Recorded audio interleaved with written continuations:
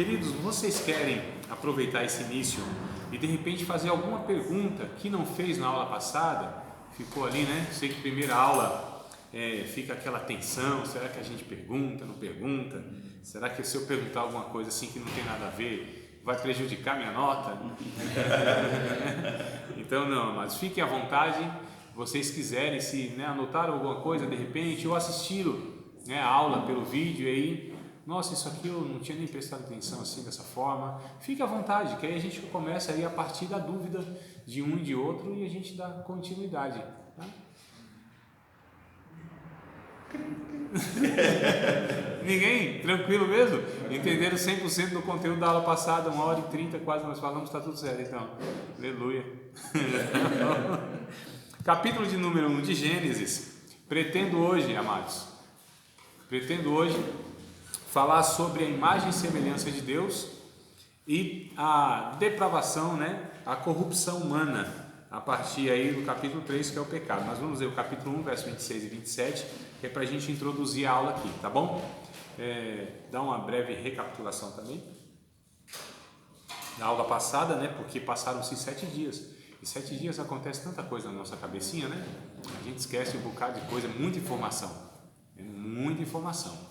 A gente vive num tempo onde as informações elas são derramadas, despejadas diariamente de uma maneira assustadora. Não era isso há 20, 25, 30 anos atrás, não era assim, Mas com o advento da internet, essa informação que os meninos parece que nascem já com um HD diferente, Nossa, assim, não é um negócio assustador. Então, para nós que eu digo assim, eu e mais um ou dois, mas são muito jovens, mas nós que somos assim da década de 70 para baixo. Então é você o pastor. Oi? É você o pastor. Só. Já começou a perseguição. Que coisa, hein? Então assim. É que você não conhece o povo. Meu pai. Então, o que acontece? Nós tínhamos pouquíssimas informações. A informação chegava muito lentamente, O que acontecia em outro país, a gente ia saber assim, mas muito depois. Hoje, simultaneamente, a gente, se duvidar, nós aqui no Brasil, por exemplo, temos notícia que às vezes nem a própria pessoa lá do país tem. Nós temos primeiro. Então é tudo muito ao mesmo tempo, o tempo todo, 24 horas, não para nada de informação. Então internet, todo mundo ligado ali, linkado, plugado, conectado, é um negócio assustador, Mas por outro lado nós temos também esse privilégio de termos acesso a informações boas. E o nosso cérebro ele é seletivo, a gente não tem capacidade e nem tem necessidade também de armazenar tudo quanto a gente tem contato, Audição, visão, tato, olfato, paladar, aquela coisa toda que a gente sabe. Então é seletivo e tem muita coisa que foge mesmo. E aí é interessante que a gente sempre possa rever alguns pontos, tá? Então é importante mesmo vocês, eu estou deixando até gravado aqui para quem faz a distância, até também ter essa informação, mais uma informação. Ou seja, Você fala de novo? Oi? Guardar. Sim. Já aproveitando e deixando registrado aqui, se inscreva no canal, porque toda vez que eu postar um vídeo, vocês são notificados. Se inscreva no canal, ativa lá as notificações, o sininho, Gostou da aula? Faz assim, Se não gostou, não faz assim, não faz nada. Um monte de gente lá, visualização, um monte, assim uns 3. Os outros não gostaram, mas também não colocaram, então o psicológico meu já lida melhor com isso aí. Então, o que acontece, queridos? Se inscrevam lá, tá bom? Toda vez que você... E aí vocês têm acesso a todas as aulas, inclusive. De repente, lá no grupo, de uma maneira ou de outra, perdeu. Aí é só entrar lá no canal e digitar a aula lá. Aula Teologia Bíblica, Gênesis, aula 1, aula 2 e tal, E vocês têm acesso. Lá tem quase, acho que 870 vídeos, até eu nem sei mais. Tem lá mais de 800 vídeos, 800 aulas, Tem aula para mais de metro, como diz lá. Então, vamos lá. Nós falamos da aula passada, que foi a aula introdutória, bem panorâmica, e aquela saladinha que eu fiz, mas eu tentei destacar a questão de Deus como Criador, o Criador, Deus. E esse Criador que autoexistente, ele sustenta todas as coisas pelo seu poder, ele originou todas as coisas. E Deus, ele é autossuficiente. E Deus não tem rival, Deus não tem necessidade de coisa alguma, amado. Coisa alguma. Ele é perfeito, né? Ele se basta. Então Deus é aquele que não pede conselho a ninguém, não depende de ninguém. Ele conduz a história da forma de fato que ele, assim, ele determinou. Essa palavra acho que só cabe a Deus mesmo, né? A gente que usa de uma maneira meio equivocada, mas determinar, decretar, isso são prerrogativas de Deus, né? E depois a gente vai estudar, claro, também em outras ocasiões, atributos exclusivos de Deus que o ser humano não tem. Ninguém tem, nem anjos têm, né? São atributos incomunicáveis que nós chamamos: onisciência, onipotência, onipresença, onividência, eternidade, santidade e um monte de atributos que o ser humano, nem outra criatura, Deus compartilha. Tá certo? Não tem. Ele tem isso, inclusive, de forma plena. Ele é perfeito em tudo, os atributos que ele tem. Agora, alguns são comunicáveis, né? Que ele comunicou para nós. Então, a moral, por exemplo, a inteligência, né? Que nós acho que falamos na aula passada, não foi? Mais ou menos, da imagem e semelhança, o que seria. Eu quero dar continuidade a partir desse ponto aí. Então, assim, essa questão que Deus, ele é soberano, que não existe essa questão de um rival. Deus não tem um adversário. Satanás, por exemplo, é adversário nosso, porque Deus não tem um que seja de alguma maneira equivalente, semelhante, que possa lhe fazer algum mal, que possa lhe atrapalhar em alguns planos ou nos seus planos. Na verdade, irmãos, de uma maneira misteriosa, Satanás, ele é útil para Deus. Ele faz parte desse processo também de alguma maneira. Como? Não me pergunte, porque eu não sei, né? Porque eu sei que Deus, ele é soberano. Ninguém lhe frustra os planos. Nós tentamos 2000 anos para acabar com a igreja e a gente não conseguiu até agora. A gente faz de tudo todo dia para se perder e a gente não consegue se perder, porque Deus é soberano, né? Ele mesmo disse em João capítulo número 10, Evangelho de João, ele disse a Jesus: aquele que o Pai me deu, nenhum vai se perder. Quem pode fazer arrebatar, tirar das minhas mãos? Ninguém pode. Então Deus é esse soberano, é esse que de fato levará a história da maneira que ele projetou. E outra questão que eu queria falar a respeito de Deus também, amados, que Deus não é aquilo que nós pensamos. Os pensamentos que Deus tem sobre Ele não são os nossos pensamentos que nós temos sobre Ele, né? Então, assim, o que sabemos de Deus? Aquilo que Ele decidiu se revelar nas Escrituras e na natureza. Deus é muito mais, Ele não cabe na mente humana. Nós sabemos apenas aquilo que a Bíblia registra, e tudo que a Bíblia registra a respeito dele é verdade. Mas Deus é muito mais do que um livro pode conter. Muito mais, infinitamente muito mais. O que se aproximou mais, na verdade, de Deus, de ser a nós revelado, foi Jesus. Então Jesus, sim, eu acho que eu disse também na aula passada, né? Isso, que a verdade de Deus não cabe na Bíblia, embora tudo que a Bíblia diga é verdade sobre Deus. Porque a verdade de Deus é uma pessoa. Falei isso para vocês? João capítulo 14, verso 6. Jesus disse: eu sou o caminho, a verdade e a vida. Então, na verdade, vos digo, na verdade, o que se aproxima mais, assim, para que a gente tenha esse contato, é o próprio Jesus. Ele mesmo disse no capítulo 14: quem vê a mim, vê o Pai, né? Eu e o Pai somos um. Então, Jesus se fez humano e trouxe nessa humanidade, na verdade, os atributos de Deus de uma maneira que ele quis, aqui no começo, que o homem, né, tivesse por toda a sua existência. E aí nós, em Adão, porque é a mesma coisa, Adão nos representa, ele é o cabeça da raça, e nós faríamos a mesma coisa, ou talvez pior. Então o que acontece? Esse homem perde essa imagem e semelhança. Isso é desfigurado, vou usar aqui alguns termos que é de hoje para a gente entender. Foi desfigurado, né? E o que o Evangelho pretende fazer? Reconfigurar, né? Reconfigurar esse ser humano. Então o Evangelho pega esse ser humano deformado, desconfigurado, corrompido. A ideia de corrompido, a palavra corrupção, é mais ou menos assim um metal, um ferro, por exemplo, onde ele é corrompido, ele é deteriorado, ele vai se desfazendo. A ferrugem, por exemplo, vai corroendo ele a ponto de tirar a essência dele, né? Que é o ferro.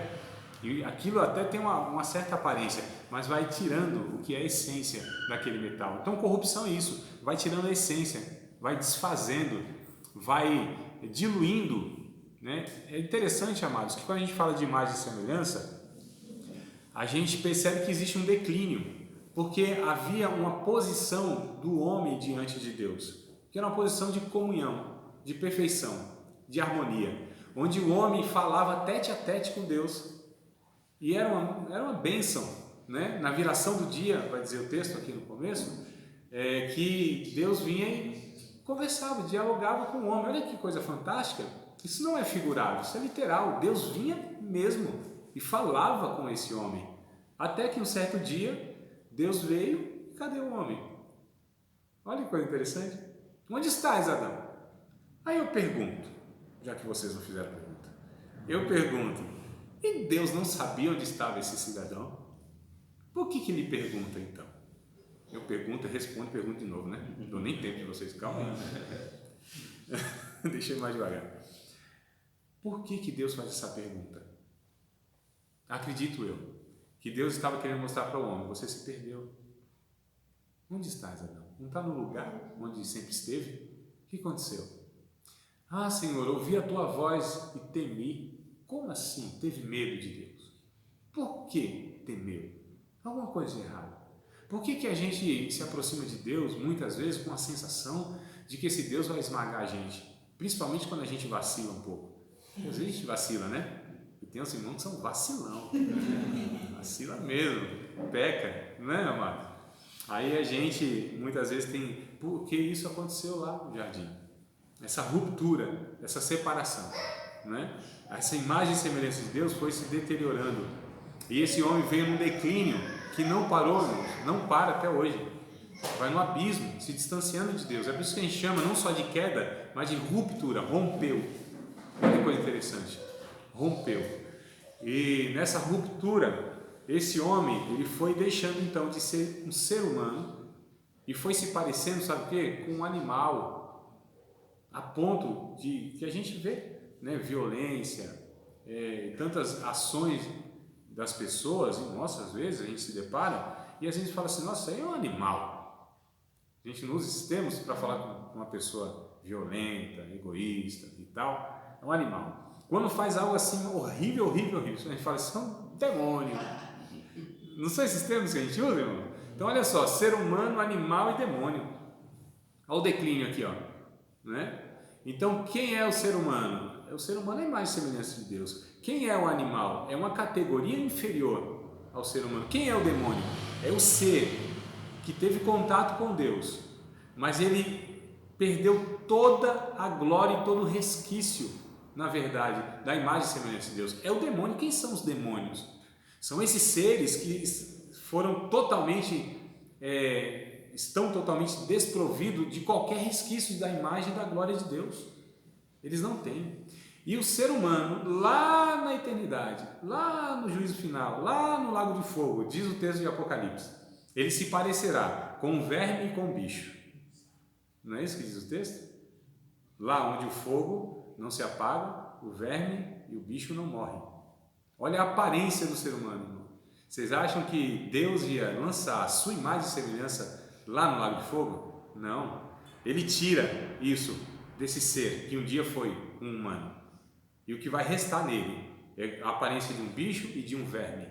Olha que coisa horrível. Percebe onde iniciou e onde vai acabar, né? Esse processo todo. E aí o Evangelho vem então para reconfigurar isso. Mas não é uma reconfiguração nesses termos de uma aparência, né? Deixar ele religioso, bonitinho, porque a religião adestra, né, as pessoas. É muito interessante isso. A religião tem esse poder de dar aparência santa de pessoas que não são no interior, né? Infelizmente nós temos essa tendência. As nossas convivências muitas vezes promovem isso, essa questão de aparência, a gente mostrar quem a gente não é. É muito perigoso isso e é uma tendência que nós temos nos nossos ajuntamentos. Então, queridos, a gente percebe que o Evangelho veio para recriar Segunda aos Coríntios, capítulo 5, verso de número 17. Só aqui. O copo é para isso, para dar tempo de vocês. Senão eu ficava só com um canudinho aqui, ó. Segunda aos Coríntios, capítulo de número 5, versículo de número 17. Eu até gostaria de saber a versão de Bíblia que vocês têm, tá? Que são diferentes, né? NVI, a revista atualizada, NTLH, a NVT, Almeida Revista Corrigida, tua? Atualizada. Almeida Revista e Corrigida, eu acho, né? Não? VGB nas primeiras páginas tem, né? É porque tem algumas versões que elas são melhores em alguns textos do que outras versões, né? E aí, se você já perguntar para mim assim, André, qual é a Bíblia que eu devo comprar? Qual é a Bíblia? Todas, pastor. Todas que puder. Todos, acho que já falei isso, né? Todas que vocês puderem, irmão, tá? Tem um texto em uma versão revista corrigida, né? Não é assim, como eu vou dizer, os termos que tem na revista corrigida, que a maioria dos irmãos tem, que a igreja usou por muito e muito tempo, graças a Deus, né, os tradutores foram melhorando aí as versões. Eu digo na linguagem, a linguagem muito mais, não só acessível, eu ia falar acessível, olha eu, né? Mais acessível, né, no entendimento. A NTLH, por exemplo, a NVI, a NVT, Almeida Atualizada, século XXI e um bocado por aí.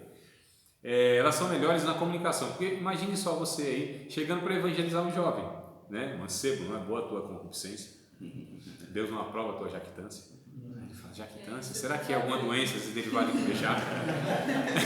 Fica mole, né? Dura é boa.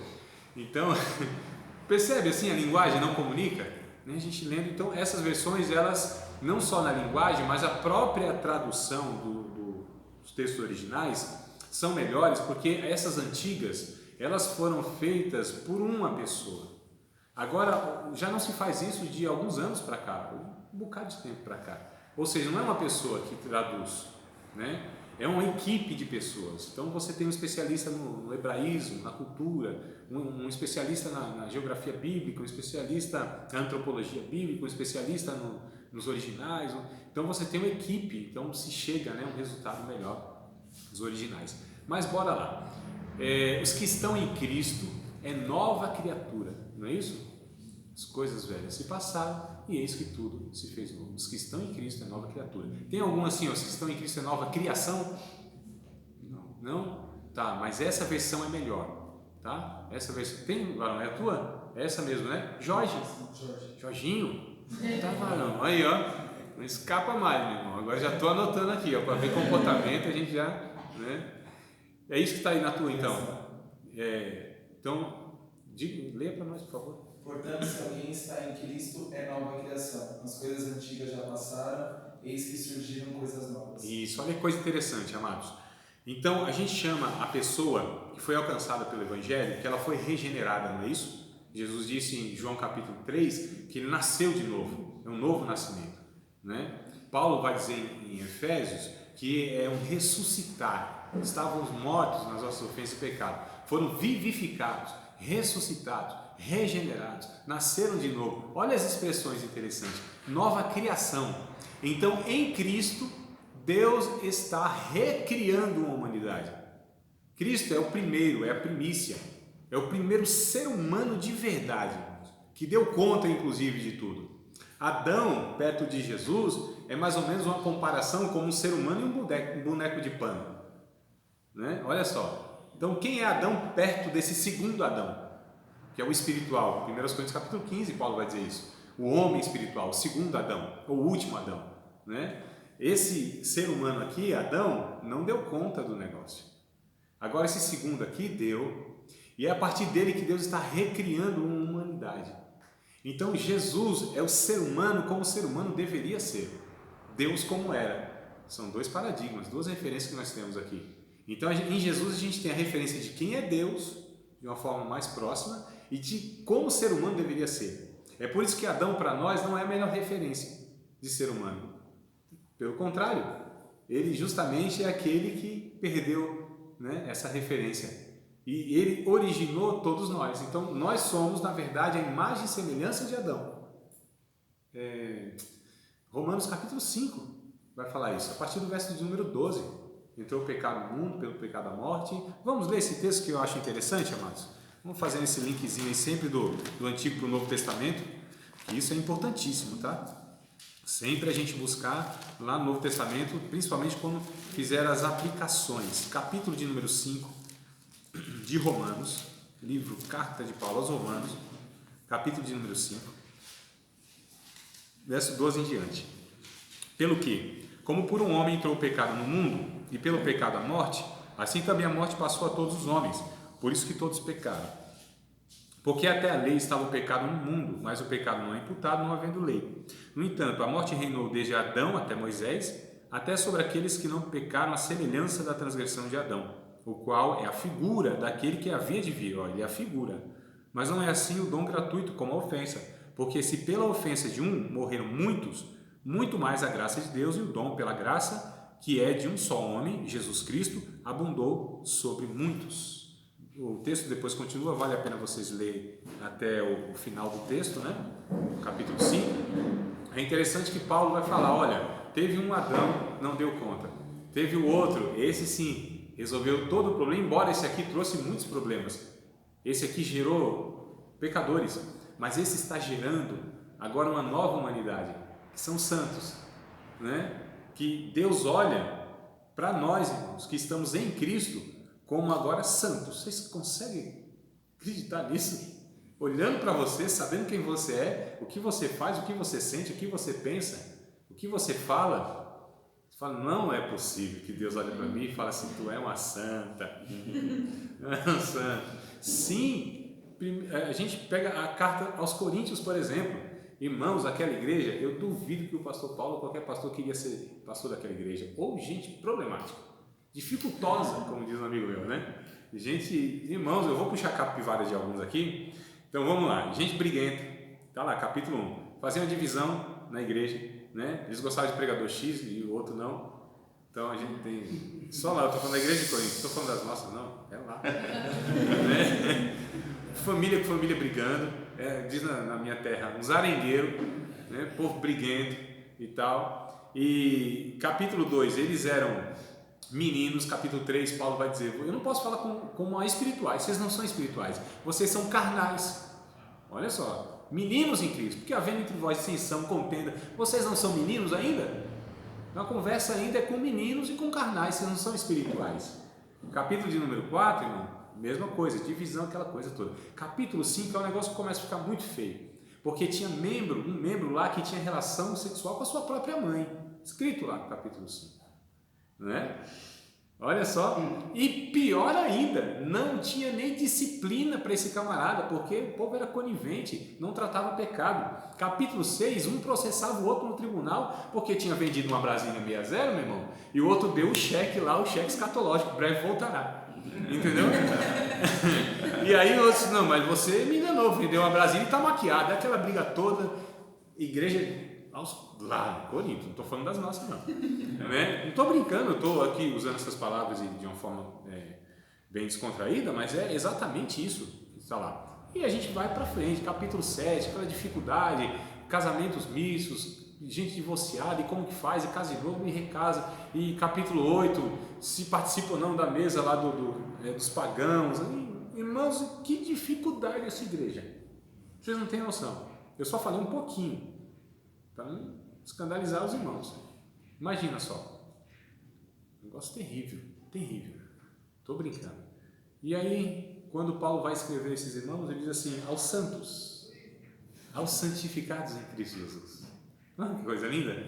Sabe por que Paulo chama os irmãos assim? Porque Paulo sabe que quando Deus olha para esse pessoal todo, ele enxerga Cristo. Por enxergar Cristo, então Paulo pode dizer, Deus vê vocês como santos, embora tenha todas essas complicações, mas estão num processo de santificação, porque já nasceram de novo. Então, os que nasceram em Cristo, amados, não tem nenhuma condenação, são santos. Não é o que Paulo fala lá em Romanos capítulo 8, aliás, o capítulo 7, verso 24, porque ele vai falando do capítulo 7 de Romanos, e ele vai dizendo o seguinte, eu sou um homem miserável, eu quero fazer o bem, o mal está comigo, não tem jeito. me esforço para servir a Deus pela lei, fazer tudo certinho e eu não consigo. Toda vez é um desespero. Verso 24 do capítulo 7, ele dá um grito de desespero. Miserável homem quem sou, quem me livrará do corpo dessa morte? Olha só, irmãos, na antiguidade, na época de Paulo, tinha-se uma condenação para alguns atos de infração, né? Infringir a lei lá, tinha uma condenação que era assim: o cara iria ficar um certo período com um cadáver amarrado nele, na prisão por um tempo. Tinha uma condenação assim. Então ficava lá. Imagina só, um cadáver lá. Isso era uma pena que existia. Então Paulo diz assim: quem me livrará do corpo dessa morte? Paulo estava se referindo como se ele estivesse com a pena que carregava nele um defunto, um homem morto, que não poderia servir a Deus. E aí o verso 24 diz: miserável homem quem sou, quem me livrará do corpo dessa morte, dessa condenação? A continuidade do texto, ele vai dizer, verso 25, mas graças a Deus que nos dá a vitória por Jesus Cristo. Ele continua falando, né? O capítulo, títulos, essas coisas quebram muitas vezes a sequência da fala, tá, irmãos? Isso aí não faz parte da inspiração. Então, às vezes a gente está lá, capítulo 7, verso 25, acabou o assunto e Paulo vai falar outro. Não, nem sempre. Esse, por exemplo, né, é um exemplo disso. Então, capítulo 7, verso 24, miserável homem que sou, que me livrará do corpo dessa morte, verso 25, mas graças a Deus por Jesus Cristo. Aí, capítulo 8, verso 1, ele continua: portanto, agora, nenhuma condenação há para os que estão em Cristo Jesus, que não andam segundo a carne, mas segundo o Espírito, e tal, e tal, e tal. Então, não há condenação para quem está em Cristo, é santo quem está em Cristo, é salvo quem está em Cristo, é perdoado quem está em Cristo, tem comunhão quem está em Cristo, mesmo no processo da nossa vida, que a gente sabe que é alto e baixo, não é? Acertos e erros, me parece que é mais erros do que acertos, não é isso, amados? Só para a gente entender qual é o processo desde esse início que se deu lá no homem caindo e o resgate de Deus lá pelo Evangelho em Jesus Cristo no Novo Testamento. Olha só, então nós somos uma nova humanidade em Cristo, porque essa humanidade aqui se perdeu, essa humanidade aqui já não tinha mais condição nenhuma de ter contato, comunhão com Deus. O Isaías capítulo número 59, verso 1 e 2, que agora eu sei mesmo, não é? 59, verso 1 e 2. Eu falei isso aqui na ministração curta que eu ministrei para os irmãos aqui, né? Foi tu, não foi, que me ajudou aqui naquela ministração? Foi, né? Eu acho que tu era até Deus, né, mano? Eu fui Deus, né? Deusão. Coisa boa. Deus não está com as mãos encolhidas para que não possa salvar, nem com seus ouvidos surdos na minha terra de esmoco. Ouvidos moco, surdo para que não possa ouvir. Mas os vossos pecados fazem separação entre Deus e vocês, né? Então não tinha como, amados, jamais. Não tinha como o homem fazer coisa nenhuma. Nós vamos chegar na aula que vem, se Deus quiser, ou na outra, e vamos falar nessa tentativa dessa humanidade corrompida, separada de Deus, fazer uma tentativa de se aproximar de Deus. Não tinha como. Deus foi atrás do Adão. Ele estava escondido, né? Ele fugiu de Deus. Ele rompeu com Deus. Deus foi lá e providenciou para ele uma maneira, inclusive, de ele se apresentar diante de Deus de uma maneira melhor. Porque ele se apresentou com uma folhinha lá, tampando os Países Baixos, escondendo de Deus, porque agora tinha vergonha. Por que tinha vergonha? Por que a nudez nos traz vergonha? Nós adultos, as crianças não, né? Theo não tem nenhum problema com a nudez, Agnes não tem nenhum problema com a nudez, é possível. As crianças não têm, mas nós temos, porque criou-se uma vergonha, porque entrou no nosso coração uma série de sentimentos, desejos e pensamentos que não pertencem à nossa criação original, que é a santidade, a pureza, não é? Então esse homem se apresenta diante de Deus com uma folhinha, quer dizer, ele tentou fazer alguma coisa para se apresentar diante de Deus, ele disse, não tem como. Aí Deus vai lá, mata um animal, isso não está explícito no texto, mas é implícito, porque se aparece com uma pele do... Não é possível que Deus tirou aquele negócio com um zíper, assim, a roupa, deixou lá o animalzinho, né, nu, matou o animal, porque aqui já tem, por figura, já um indício daquilo que iria acontecer, ou seja, que o sangue de alguém teria que ser derramado em lugar daquela outra pessoa. que haveria de ter a necessidade de um morrendo pelo outro, porque a sua própria morte já não poderia fazer absolutamente nada por essa pessoa. Isso em toda a Bíblia vai se mostrando, nos livros, nos rituais, nas cerimônias, no próprio Cristo, né? E quando João batiza, eis aí o Cordeiro de Deus que tira o pecado do mundo, o Cordeiro que era oferecido. Livro de Levítico, capítulo 1 ao capítulo 7, mostra vários sacrifícios. E o primeiro que tem lá no capítulo 1 é quando se trazia ao sacerdote um animalzinho, geralmente era uma ovelha, né? Trazia um animal baixo, e aí a cerimônia, o ritual era assim: o ofertante, que é ele que tinha pecado, o animal não tinha nada a ver com a história. Se perguntasse lá pro bodezinho lá, assim, quer morrer no lugar dele? Ele ia responder, não. Era assim que ia responder, não tinha nada a ver. Então aquele animalzinho lá era baixo, o ofertante tinha que inclinar-se para colocar a mão na cabeça do animal, então isso já fala de humilhação, tem que se curvar, colocar a mão, porque enquanto o sacerdote degolava o animal, o ofertante tinha que sentir o drama da morte, a agonia da morte, aquele animal agonizando porque estava sendo degolado, o sangue derramando, caindo na terra e subindo aquele cheiro. Ele tinha que entender que o seu pecado estava gerando toda aquela desarmonia, né? todo aquele ambiente sombrio de morte, o sangue derramado. Então assim, ele tinha que ter essa percepção. Então o sangue tinha que ser derramado, tinha que ser vida por vida. Mas aí toda a história do Novo Testamento, do Antigo Testamento mostra que não tinha uma vida sequer. A gente vai ver nas outras aulas, nem Abraão, nem Isaac, nem Jacó, nem José, nem Moisés, nem Josué, nenhum dos juízes, nem os profetas, nem os reis, ninguém poderia, por mais que fossem homens dedicados, sinceros, nenhum poderia salvar a si próprio, muito menos a humanidade e outras pessoas. Né? Então a gente já percebe aqui o que aconteceu em toda essa desarmonia. Eu estou resumindo o capítulo 2, parte do capítulo 1, capítulo 2, e eu pensei que eu li o 1, eu vou falando, me empolguei. Mas o 1, 26 e 27 que a gente, nós não lemos, né? Não, né? Então tá bom. Deus disse, façamos o homem segundo a nossa imagem e semelhança, domine ele sobre os peixes do mar, sobre as aves do céu. É o que está escrito no 1, 26 e 27, mais ou menos, tá? Então o que acontece? Que eu me empolguei, eu falei pra gente ler, aí já veio um monte de coisa na cabeça. Vocês não têm noção que essa cabecinha aqui é bombardeada dos pensamentos. Então, queridos, capítulo 1, verso 26 e 27, capítulo 2, a criação do homem, capítulo 3, a gente já percebe que o homem vai então se corrompendo e se distanciando, né?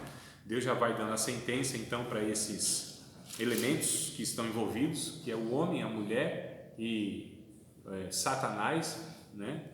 Aí, através desse animal, da serpente. Capítulo 4 a gente vê então essa descendência agora desse homem indo de mal a pior, inclusive onde dois irmãos eles têm lá o primeiro homicídio que existe na humanidade, onde o Caim mata o Abel, e aí onde a primeira oração que nunca foi feita. Falei isso para vocês também, né? Não? Sim. Não? A primeira oração que foi ouvida foi aquela que não foi feita, né?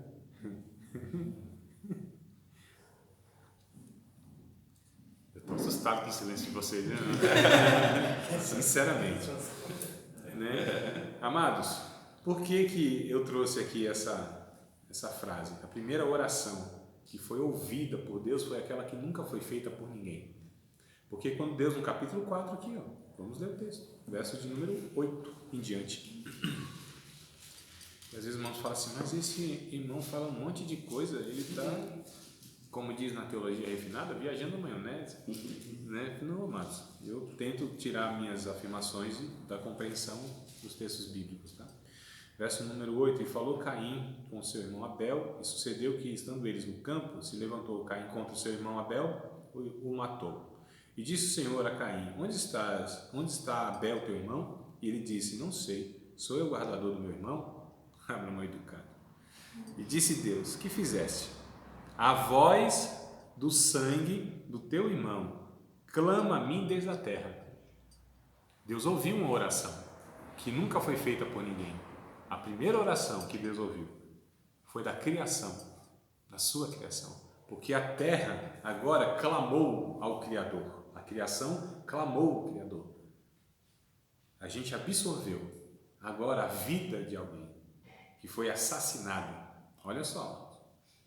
E aí Deus ouviu. Por que eu estou falando isso? Porque Deus é aquele que está atento a tudo, mesmo antes que a gente ore, pense, intencione falar com Ele. Antes que haja qualquer palavra na minha boca, Deus sabe. Antes que suba qualquer pensamento na minha mente, Deus já sabe muito tempo. Nosso andar, nosso levantar, o Salmo 139, né? Deus conhece, Deus sabe. Amados, Deus está atento. Deus está olhando para a sua criação. Ele é o cuidador, o sustentador, o criador e o mantenedor e o resgatador dessa criação. Então é Deus que está atento. Porque a gente às vezes pensa, né? Rapaz, se tu não orar, se tu não interceder, não, amados. É Deus que está antes de tudo, aí, antes de todos. Tá certo? Se a gente esquecer de orar, orar errado. Aliás, eu queria saber quem ora certo, né? A gente não tem essas falsas sensações, né? É por isso que, assim, numa sala de aula como essa, aí o professor fala assim: irmão, alguém pode orar para encerrar ou para iniciar? E todo mundo fica olhando assim, né? Mas e se eu orar errado? Eu vou me surpreender se você orar certo. Aí para mim é surpresa, porque ninguém sabe orar como convém, mas o Espírito intercede por nós com gemidos inexprimíveis. É a Bíblia que diz isso. Então a minha recomendação é: ore de qualquer jeito. Entenda isso, ore de qualquer jeito. Irmãos, não são as palavras. Deus nem ouve oração, eu acho. Eu acredito que Ele vê a oração, é diferente. Ele olha dentro do coração. Aí ouve um monte de ruído, um monte de palavras assim, fala: não, desconsidera tudo isso aí. Desconsidera aí que daqui a pouco o Espírito Santo está trazendo assim. Porque é isso que o Espírito Santo faz. A gente fala um monte de besteira, mas o Espírito Santo pega assim, rasura, apaga, né? Aí ele leva assim, ainda passa assim, tem um diapasão aqui onde afina tudo. Aí chega, né? É diapasão ou diapasão? Vocês sabem que é instrumento? Diapasão. Diapasão, né? Isso, aí afina tudo, que aqui sai tudo desafinado. Aí Deus ouve, assim, porque o Espírito Santo trouxe não só a necessidade, mas mostrou as intenções do coração. Olha que coisa linda, né? Então é isso que Deus faz, amados. É por isso que a gente precisa parar com essa bobagem de achar que a gente não vai saber orar, ou a vergonha de orar em público. Primeiro que nós não oramos para ninguém ouvir. Nós dirigimos nossa oração a Deus. Nossas orações, todas elas, devem ser dirigidas a Deus, a não ser que a gente seja como aquele publicano, não, como aquele fariseu, acho, né?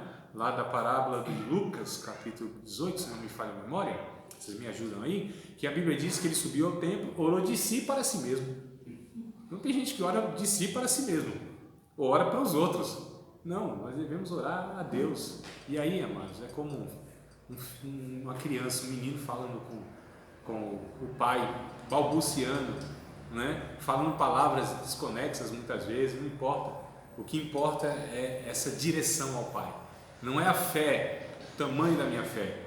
Jesus disse: a fé é pequena, é como um grão de mostarda. Não é o tamanho da fé que eu tenho, a quem é dirigida essa fé.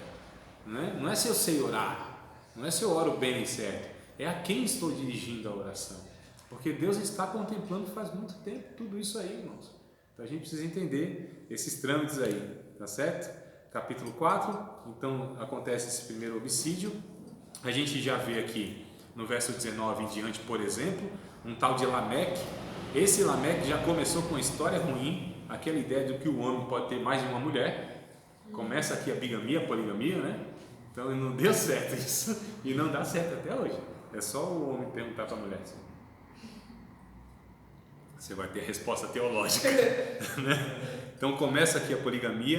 Ele já mata um homem, ainda justifica o seu homicídio. Não, um jovem me pisou, pisou o seu calo, você vai e mata. A banalização da vida, que é o que hoje a gente mais vê, irmãos, né? Discutiu no trânsito, morre, né? Tá devendo um negocinho, morre. Discutiu, morre. É mulher, morre, né? É gay, morre. Então é assim, é outra religião, morre. Assassinato. Então banaliza-se muito a vida, hoje não vale absolutamente nada, irmãos. Então a gente já percebe que não é hoje, é desde aqui, já teve aqui essas sementezinhas, né? Capítulo 4 já mostra então Isso aí, capítulo 5 começa dizendo sobre então o que Deus fez, né? Que criou o homem à sua imagem e semelhança, porém depois Adão só conseguiu gerar a sua imagem e a sua semelhança. Este é o livro das gerações de Adão, no dia em que Deus criou o homem, a semelhança de Deus o fez, macho e fêmea os criou e os abençoou e chamou o seu nome Adão, casal, né? O dia em que foram criados. E Adão viveu 130 anos e gerou um filho à sua semelhança, porque já não poderia mais gerar filhos à semelhança de Deus, porque ele não tinha mais, só a sua semelhança, a semelhança de Adão. Olha só, que a Bíblia já vai dizendo aqui, ó. Então o homem já não pode mais gerar aquilo que ele não é. Por exemplo, eu, como professor, posso ensinar para vocês o que eu sei. Eu só vou gerar em vocês um discipulado se eu também for um discípulo de Cristo. Interessante isso, irmãos. É por isso que nós transmitimos vida, não só informação, não só conhecimento e inteligência. A gente tem que transmitir vida. Evangelho é transmissão de vida. Evangelho é geração de vida. Evangelho é a pura vida. Não é doutrinação, não é catequese, né? Não é adestramento. Evangelho é compartilhar a vida. Então a evangelização que a gente tanto fala, que a gente tem que evangelizar, não é falar apenas Jesus te ama, folhetim, essas coisas. Pode fazer parte disso aí, não tem problema. Mas é no dia a dia e na vida. Aí que é o verdadeiro evangelho. É o compartilhar. Jesus fez isso, irmão. Com 12 homens a princípio, né? E aí só para animar a gente que é engajado nesse negócio de compartilhar o evangelho, Jesus passou 3 anos, todos os dias, dia e noite, 24 horas, com aqueles homens, dormia, acordava, era um negócio doido. 3 anos de discipulado, 3 anos e meio, né? Mais ou menos discipulado, intenso, né? Ensinando, dando exemplo, orando com eles dormiam, Jesus continuava orando, eles não compreendiam, Jesus continuava ensinando, era um mestre, uma paciência absurda. No final das contas, depois de 3 anos e meio, um se mata, 10 foge, um trai. Meu Deus do céu, só para animar a gente, é isso, não é? Então a transmissão de vida, Jesus deu exemplo, ele caminhou com os discípulos. Então evangelização, ou evangelismo, é na verdade compartilhar da vida, a gente compartilha o evangelho, e aí acontece isso aqui, a gente só gera o que nós somos, né? Nós até podemos pregar bonitinho, falar tudo certinho, teologicamente, mas o exemplo vale mais do que tudo isso. Tudo isso, né? Eu tenho uma mãezinha, ela tem algumas limitações na questão teológica, né? Ela, como muitos, mas assim, ela me ensinou e me ensina e me dá o exemplo que o meu maior teólogo é minha mãe, né? Que ela me ensina o evangelho na prática, né? Na prática, é um negócio fenomenal. Mas vamos lá, capítulo 5 então acontece tudo isso aí, capítulo 6 pronto, aí o leite derramou de vez, aí a gente vai aqui já entrar num negócio bem brabo mesmo. Capítulo 6 verso 1, aconteceu que como os homens começaram a multiplicar-se sobre a face da terra e lhes nasceram filhas, e viram os filhos de Deus que as filhas dos homens eram formosas e tomaram para si mulheres de todas as que escolheram. Então disse o Senhor, não contenderá o meu espírito para sempre com o homem, porque ele também é carne. Porém, os seus dias serão 120 anos. Aqui, amados, há uma sociedade tão corrupta, violenta, homens violentos, homens guerreiros, soberbos. Imagina uma sociedade assim, né? Depravados, promíscuos. E Deus disse, meu espírito não vai, para sempre não.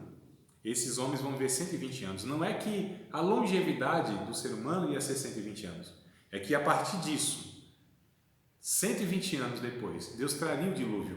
E aí chama um homem chamado Noé. E lhe diz para construir essa arca. E essa arca foi construída em 120 anos. Então esse é o sentido, né? Porque algumas pessoas pensam assim, então Deus determinou que o ser humano só vai viver 120 anos? Não. A partir dessa fala de Deus, 120 anos depois, viria o dilúvio, que Deus ia exterminar com toda a humanidade, reservando aí 8 pessoas, né? E aí, não sei, acho que não foi aqui com vocês, mas o irmão disse assim, mas então Deus assim resolveu o negócio, né? Deu um reboot, um reset, reiniciar, e aí foi tudo certo. Eu falei, não, irmão, você não tem noção, você não leu os capítulos para frente. O Noé sai da arca, enche o caneco, se embriaga, acontece todo aquele negócio lá, né, com seus filhos. E, quer dizer, começou tudo de novo e deu no que deu.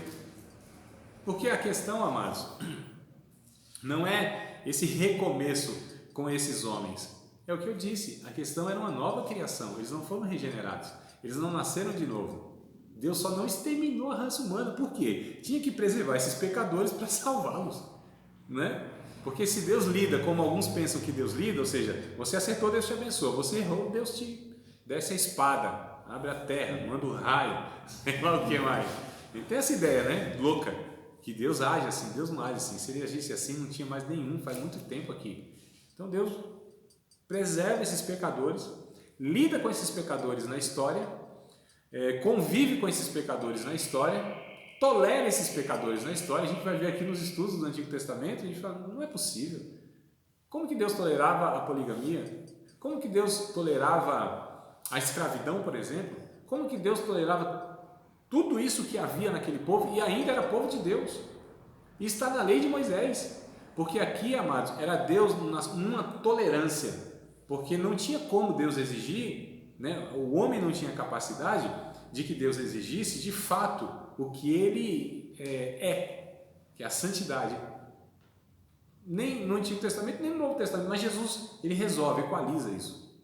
Jesus vem, né? E é isso que eu falei. Então, quando Deus olha para nós e se relaciona com a gente, ele se relaciona, na verdade, com Jesus. E nós estamos em Jesus. Estando em Jesus, nós temos relação com Deus.